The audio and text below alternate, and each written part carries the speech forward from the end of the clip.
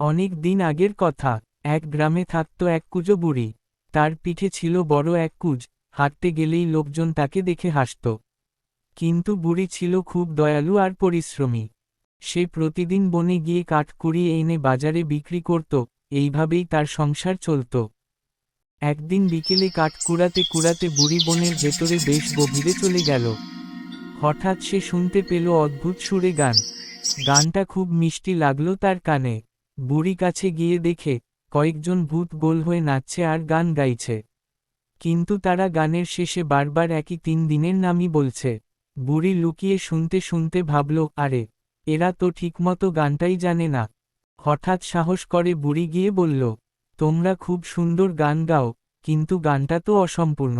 এভাবে গাইতে হয় সোমবার, মঙ্গলবার, বুধবার, বৃহস্পতিবার, শুক্রবার, শনিবার, রবিবার। ভূতগুলো থেমে গেল। তারপর খুব খুশি হয়ে বলল, আহা, তুমি তো আমাদের গানটা ঠিক করে দিলে। আমরা খুব খুশি হলাম। ভূতরা তখন পুরস্কার দিতে চাইল। তারা বলল, বল বুড়ি, তুমি কি চাও?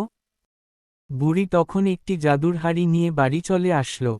বুড়ি তখন সুখে শান্তিতে বসবাস করতে লাগল। হ্যালো ছোট বন্ধুরা, ভিডিওটি ভালো লাগলে অবশ্যই লাইক কমেন্ট শেয়ার করে দিবা। আর পরবর্তী পর্বের জন্য চ্যানেলটি সাবস্ক্রাইব করে রাখবা।